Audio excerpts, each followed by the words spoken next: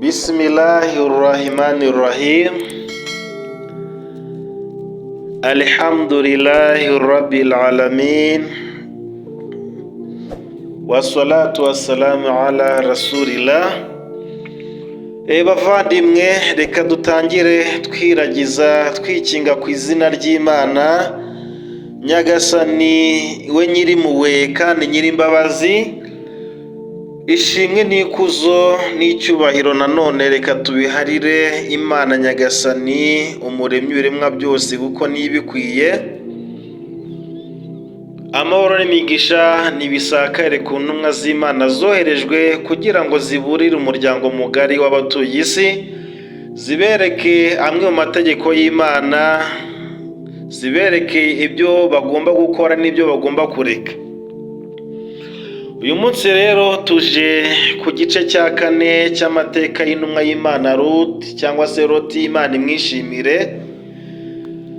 Inshuti bavandimwe, mu mateka ya Loti twabonyemo byinshi. Wowe rero tugiye kubana, wowe turi kumwe uteze amatwi ikiganiro, reka nanone ngusabe ko watega amatwi iki kiganiro ukagera ku musozo, kuko ushobora gusanga ariho uburizi buri. Kandi turagera ku musozo neza wumvise uko Loti yaburiye abantu bakanga kumva, ndetse n'uko Imana yababuriye noneho ko ibihano bigiye kubamanukira. Loti yarababuriye baranga kumva, noneho Imana ubwayo ibahereza umuburo wayo wa nyuma, ariyo twita warning, ko igiye kubamanurira ibihano kubwo kwigomeka kwayo. Reka tubane mu ikiganiro rero. Nanone nkwibutsa wowe ugeze kuri iyi channel bwa mbere, rwose kora subscribe, ukore ku nzogera, kugira ngo ibiganiro by'amateka y'intumwa z'Imana ye kujya agucika. Namwe tumaranye iminsi tumenyeranye, inshuti z'akadasohoka, kora like, share ndetse na comment, kugira ngo tumenye uko ibiganiro mu byumva, niba hari ibikosorwa bikosorwe, ndetse niba hari ibyo mwifuza ko twaganira ubutaha nabyo tube twabasha kubikoraho ikiganiro. Bityo rero muhawe ikaze nk'ibisanzwe kuri YouTube channel yanyu, kuko ni yanyu, ariyo Abubadawa. Ikiganiro murakigezwa n'umuvandimwe wanyu Masengesho Abubakar. Mu mateka ya kera hari imijyi cyangwa se imirwa yabaye ubukombe mu gucumura no kwigomeka ku mategeko y'Imana. Iyo mijyi nta yindi ni imijyi ya Sodomu na Gomora. Sodomu na Gomora, muri iyo mijyi habagamo abantu bateye umugongo ibyiza n'ukuri kw'Imana, banga kumvira amategeko y'Imana, ndetse bakishimira ibyaha byabo nk'uko umuntu yishimira intsinzi. Iyo bakoraga ibyaha barishimaga, bagakora iminsi mikuru nk'aho ari intsinzi ihambaye bagezeho. Imana rero ntiyigeze ihana abantu, ntabwo Imana yigeze ibamanura ibihano itabanje kubaburira. Mbere yohereje intumwa Loti alayhi salamu ngo ababurire, nyuma noneho imanura umuburo wayo karundura. Niyo mpamvu rero Imana yohereje Loti alayhi salamu, intumwa y'umunyakuri, umuntu wuzuye impuhwe, wiyemeje kubabwira ukuri nubwo batamwemeye. Ibyo Imana rero yamubwiye kubagezaho ntibyari amagambo yo kubatera ubwoba, ahubwo byari ubutumwa bwo kubarinda guhanwa. Ariko bo bumvise ko ari ubuyobe. Nyuma y'uko Loti yababuriye, bumvise ko ibyo babwira ari bwo buyobe, ibyo barimo ariko kuri. Loti alayhi salam yababwiye ko nibatava mu nzira mbi, Imana izabahana igihano gikomeye, ariko ntibabyitaho. Icyaha cyabo nticyari icy'abantu b'icyo gihe gusa, ahubwo cyari ikimenyetso cyo kwanga Imana ku buryo bugaragara.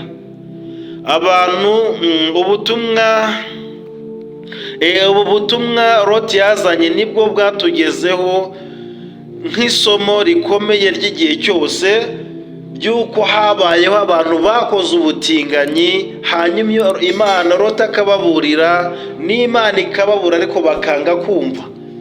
Dukwiye gukuramo isomo ry'uko tutagomba kwigomeka ku mategeko y'Imana ndetse n'intumwa zayo bavandimwe. Ibyo rero Imana yahishuriye Loti alayhi salama ngo ababwire cyangwa se abibwire abaturage be. Loti alayhi salam yababwiye ko Imana itihanganira imigenzereze yabo mibi. Imana yarababuriye, Loti ababwira ko Imana idashobora gukomeza kwihanganira imigenzereze yabo mibi, nk'uko tubisanga muri sura Ash-Shu'ara aya y'160. Imana iravuga iti: كذبت قوم لوط بالنذر. ati abantu ba Loti bahinyuye intumwa zaboherejwemo. إذ قال لهم أخوهم لوط ألا تتقون. ngo ubwo umuvandimwe wabo Loti alayhi salam yababwiraga ati ese ntimwatinya Imana. Abantu ba Loti bahinyuye intumwa zaboherejweho ubwo umuvandimwe wabo Loti alayhi salam yababwiraga ati ese ntago mushobora gutinya Imana na rimwe? Ntimushobora gutinya Imana n'umunsi n'umwe? إني لكم رسول أمين. ati mu by'ukuri njye ndi intumwa yanyu yizewe. Loti arababwira ati mu by'ukuri bantu banjye, njye ndi intumwa yanyu yizewe, nimunkurikire, iyi niyo nzira igororotse. فاتقوا الله وأطيعون. Loti arakomeza ati bityo nimugandukire Imana Nyagasani kandi munyumvire. Nimugandukire mwemere kuyoborwa n'amategeko y'Imana, mugendere kuri ibyo Imana yabujije kandi nanjye munyumvire. ما أنت إلا بشر مثلنا فأت بآية إن كنت من الصادقين. Amaze kubabwira ati bityo nimugandukire Allah Imana umuremyi wanyu nanjye munyumvire. Igisubizo bamuhaye nuko bamubwiye bati wowe nta kindi uri cyo usibye ko uri umuntu nkatwe. Ngaho zana ikimenyetso kigaragaza ko uri intumwa, niba koko uri mu banyakuri. Ababwiye ati bityo nimugandukire Allah kandi nanjye munyumvire. Igisubizo bamuha giteye ubwoba. Baramubwiye bati wowe no Loti nta kindi uri cyo usibye ko uri umuntu nkatwe. Ngaho zana ikimenyetso kigaragaza ko uri intumwa y'Imana, niba koko uri mu banyakuri. وما أسألكم عليه من أجر إن أجري إلا على رب العالمين. وما أسألكم عليه من أجر. ngo kandi ntabwo Loti ahita ababwira ngo kandi ntabwo kubageza ubutumwa mbibasabira ibihembo. Amaze kumva bamubwira imvugo zo kunyega ati tuzanire igihamya igaragaza ko uri umunyakuri, yahise ababwira ngo ntabwo kubagezaho ubutumwa mbibasabira ibihembo, kuko ibihembo byanjye biri kwa Nyagasani, umuhanzi w'amajuru n'isi, umuremyi w'ibiremwa byose. أتأتون الذكران من العالمين. أتأتون الذكران من العالمين. Loti arakomeza arababwira ati kuki muhitamo kuryamana n'abantu b'igitsina gabo nkamwe?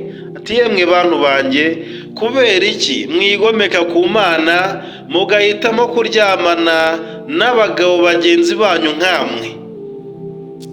وتذرون ما خلق لكم ربكم من أزواجكم بل أنتم قوم عادون.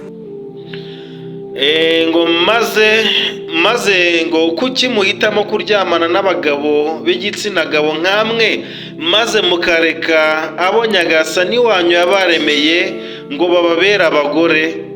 Ahubwo mwe muri abantu barengera amategeko y'Imana Nyagasani Allah subhanahu wa ta'ala. قالوا لئن لم تنته يا لوط لتكونن من المخرجين.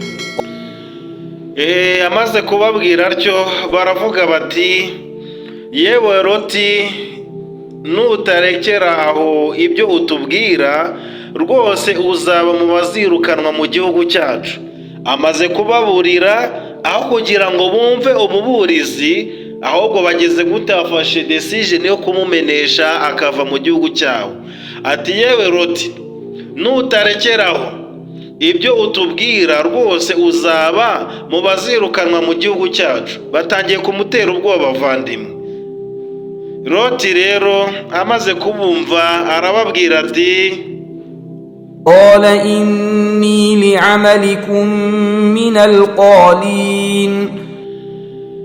ngo Loti aravuga ati, mu by'ukuri ibyo mukora ndabyanga cyane. Ati, ibyo mukora ni ibikozasoni mu maso y'Imana, mukwiye kuba murekeraho. Loti arakomeza ati, رب نجني وأهلي مما يعملون.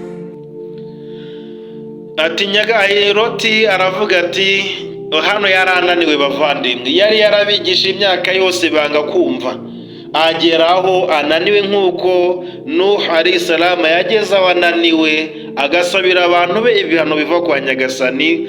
ngo nuko Loti nawe aravuga ati, ayi Nyagasani wanjye, ndokorana n'umuryango wanjye uturinde ibyo aba bantu b'inkozi zibakora. Urumva ko atangiye kubasabira ibihano bavandimwe. Ati, ayi Nyagasani wanjye, ndokorana n'umuryango wanjye uturinde ibyo izi nkozi z'ibibi zikora.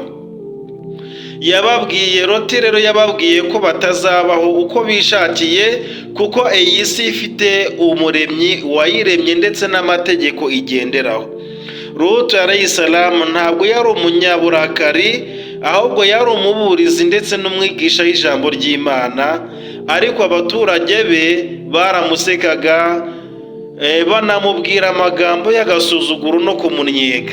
Ibi rero byerekana ko babonaga neza ukuri kwe, ariko bahitamo kukurwanya, bahitamo kujya kure y'Imana, bahitamo gutera umugongo amagambo y'Imana. Imana iturinde kuba twaba nk'abantu ba Loti, Imana ibavume nk'uko yabavumye. Ubutumwa rero bwo kuburira abantu be, Loti alayhi salam yababwiye ko igihe cyo kwihana kitararangira, bakwiriye kugaruka kwa Nyagasani wabo bakamusaba guhanagurwaho ibyaha bakababarirwa. Yabivuze mu magambo yoroshye ariko akomeye, aho yababwiye ko Imana ibakunda, ariko kandi ko Imana ifite uburakari ku bantu batizera. Yarababwiye ati, mu by'ukuri Imana ni urukundo, ni nyirimpuhwe, ni nyirimbabazi, ariko bidakuyeho ko ifitiye uburakari abanyabyaha ndetse n'abanyabinyoma bakora ibizira byabujwe n'Imana Nyagasani. Icyaha cyabo rero cyari gikomeye mu maso y'Imana, ariko bo bakomeza inzira yabo. Icyaha cyabo cyari gikomeye giteye ubwoba, ari icyaha ndengakamere mu maso y'Imana nyir'ubutagatifu, ariko bo ubwabo bakomeza inzira zabo, baramuseka, baramwanga we n'ubutumwa bwe, baranamushinyagurira. Imana rero Imana nyuma ko Loti ababuriye bakanga, Imana ubwayo noneho yamanuye umuburo wa nyuma. Imana yamanuye, yarababuriye, ibaburira ko igihano, akaga kabegereje igihe badahindutse, nk'uko tubisanga mu magambo y'Imana matagatifu, Quran al-Qamar aya ya 33. Imana iravuga iti, كذبت قوم لوط بالنذر ati abantu ba Loti bahinyuye kuburira kwacu. Imana iravuga iti abantu ba Loti bahinyuye ukuburira kwacu. ولقد أنذرهم بطشتنا فتماروا بالنذر ati nyamara Lut yari yarababuriye ko bazahura n'ibihano byacu nuko bashidikanya kuri uko kuburira kwacu. Ati abantu ba Loti bari bahinyuye kuburira kwacu, ati kandi nyamara Loti yari yarababuriye ko bazahura n'akaga n'ibihano byacu nuko bashidikanya kuri uko kuburira kwacu. Ibi rero bavandimwe ntibigaragaza ko Imana yohereza umuburizi mu bantu bakora ibibi mbere yo kubahana, kubera ko Imana ari inyampuhwe, ari nyirimpuhwe kandi nyirimbabazi. Yesu alayhi salam, amahoro y'Imana amubeho, yemeje ko ibihe bya nyuma mu minsi izaza bizaba bimeze neza nk'iby'abantu ba Loti. Ari byo bihe tumaze kugeramo bavandimwe. Nk'uko tubibona, Yesu arabihamije, yemeza ko ibihe bya nyuma mu minsi y'imperuka bizaba bisa neza n'iby'abantu ba Loti. Imana idutabare bavandimwe, kubera ko ari byo bihe turi kwerekezamo, nibyo bihe twamaze kugeramo. Umuhanuzi, intumwa y'Imana Muhamadi, amahoro y'Imana musakareho, yaravuze ati nta muntu uzakora icyaha hanyuma akabyigamba mu ruhame ngo Imana ibure kumuhana, keretse abandi nibamukosora, nibamugira inama akisubiraho. Ibi rero bivuga ko igihe abantu babyina ibyaha, igihe abantu bigamba ibyaha ku mugaragaro, ubutabera bw'Imana buba buri hafi, ibihano by'Imana biri hafi byegereje bavandimwe. Hari hadithi yindi ivuga ko Imana ihana umuryango wose igihe wijanditse mu bibi. Imana ihana umuryango wose wihinduye abanyabibi, ukitandukanya no kubaha no kugendera munsi y'amategeko y'Imana. Uhereye kuri iyi mirongo tubonye, biragaragaza ko Imana yababuriye ariko ntibabyitaho. Abantu ba Loti baraburiwe n'Imana ariko ntibabyitaho. Icyaha cyabo rero cyari ikimenyetso cy'ubwigomeke no gusuzugura Imana. Ibyo bakoraga byari kwigomeka ku mategeko y'Imana, guca intege ubutumwa bw'intumwa yayo, kwanga kwihana no kwishimira icyaha nk'aho ari ishema cyangwa se ari awadi batwaye. Ibi byatumye igihano cyabo gitangazwa n'Imana ubwayo, nk'uko yabivuze muri sura Al-Hijri, uhereye kuri aya 61. Imana iravuga iti فلما جاء آل لوط المرسلون ati ubwo za ntumwa abamarayika zageraga ku murwa, ngo ubwo za ntumwa abamarayika bari boherejwe kurimbura. Hano rero karabaye, Imana ibonye ko banze kumva, none nibwo yohereje abamarayika, nk'uko tuzayibona mu gice kizakurikira. Ngo ubwo za ntumwa zacu abamarayika zageraga ku muryango wa Loti, baziye Loti kumuha inkuru ko baje kurimbura, قال إنكم قوم منكرون. Loti yaravuze ati mu by'ukuri yemwe bantu sinabamenye. Baje ari abamarayika baje mu ishusho y'abantu. Hanyuma Loti aravuga ati mu by'ukuri sinabamenye. وأتيناك بالحق وإنا لصادقون. Amaze kuvuga ngo mu by'ukuri sinabamenye, ngo baramubwira bati tukuzaniye, yewe Loti tukuzaniye ukuri, inkuru yo kurimbura inkozi z'ibibi, ngo kandi rwose ibyo tuvuga ni ukuri. Hano bari baje ku itegeko ry'Imana, ni finali, baburiye abantu banga kumva ngo bareke ibyaha babagamo. Noneho abamarayika baraza babwira Loti bati tunakuzaniye inkuru, tukuzaniye ukuri, inkuru yo kurimbura inkozi z'ibibi, ngo kandi rwose ibyo tuvuga ni ukuri. Mu gusatira umusozo w'abavandimwe, ibura rikomeye, inkuru isomo dukwiye gukura mu iyi nkuru ni uko inkuru ya Loti alayhi salam si inkuru yo hambere, ahubwo ni ubuhamya bw'ukuri bw'ibihe byose. Turi mu isi isa nk'urugero, turi mu isi isa n'iy'abantu ba Sodomu na Gomora, nk'uko nabivuze kare. Ibihe turimo neza ni fotokopi y'ibihe abantu ba Loti bari barimo, ba Sodomu na Gomora.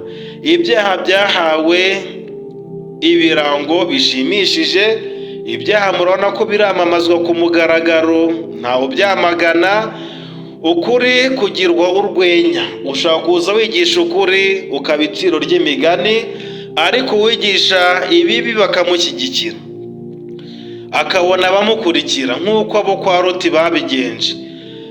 Abaharanira gutinya Imana rero muri iki gihe bitwa abasigajwe inyuma, abatazi aho isi igeze, ariko ubutumwa buracyahari. Ntabwo isezerano ry'Imana irarangira. Imana iratuburira, Imana ituburira mbere yo guhana. Nk'uko yaburiye abantu ba Loti, ni nako yohereje intumwa y'Imana Muhamadi, amahoro n'imigisha bimusagaho, ngo atuburire we na Yesu. Icyaha gikozwe rero nk'umuco gisiga ingaruka ku muryango wose. Ntuzabe ngo barabakora ibingi nkora ibyiza ngo were kubaburira. Igihe cyose utazababurira ukabifata nk'umuco wabo, umenye ko ingaruka zizagera ku muryango wose w'abatuye isi. Umuntu udashaka kwihana ntiyashobora, amenye ko adashobora no kwihisha Imana igihe uburakari n'ibihano by'Imana byamanutse. Inkuru ya Loti alayhi salam itubwira ko iraduhamagarira kugaruka mu nzira y'Imana mbere y'uko igihe cyo guhana kigera. Iyi nkuru ya Loti, irindi somo itwigisha ni uko dukwiye kugaruka ku nzira y'Imana, tukubaha Imana, tukubaha amategeko y'Imana mbere y'uko igihe cyo guhana kigera. Muvandimwe rero uteze amatwi ikiganiro, garuka mu rukundo rw'Imana, kuko iracyafite impuhwe, ariko kandi ifite ubutabera bwayo. Garuka ku nzira y'Imana, ukore iby'Imana ategetse, ugendere kuri iby'Imana abujije, ube al-muhsinin, ube mu bagira neza, utunganye roho yawe mbere y'uko Imana imanura ibihano, kubera ko uko turi kubona iyi si uko imeze uku, mumenye ko n'ibihano by'Imana biri hafi, kandi uguhana kw'Imana kurakomeye bavandimwe. Bityo rero abavandimwe, reka ducumbikira ikiganiro, tuzahure ku munsi w'ejo tureba ese noneho abantu bo kwa Loti nyuma yo kwanga kumva no kumvira amategeko y'Imana, ni irihe sezerano Imana yabahaye, ni gute ibihano by'Imana byabagezeho. Wowe rero tugeranye ku munota, ukaba wumva hari icyo iyi nkuru ikumariye, rwose ntugende udasize ubutumwa muri komenti. Andika ubutumwa kandi ukore share ndetse na like, kugira ngo bigere kuri benshi. Bityo amahoro y'Imana niyo mbifurije bavandimwe. Gushyira mu bikorwa amategeko y'Imana nibyo nifuriza, nkabifuriza gutunganya iby'Imana idutegeka, tukagendera kuri iby'Imana itubuza. Nibyo mbasabira kuri Nyagasani, kubera ko abeza bazaba mu mpuhwe z'Imana, abakora ibibi, akaga ndetse n'ingorane nibyo bibategereje. Dusaba Imana ko yaduha kuba mu beza, iturinde kuba mu banyabibi. Wa akhiri dawa inna alhamdu rabbil alamin. Assalamu alaikum wa rahmatullahi wa barakatuh.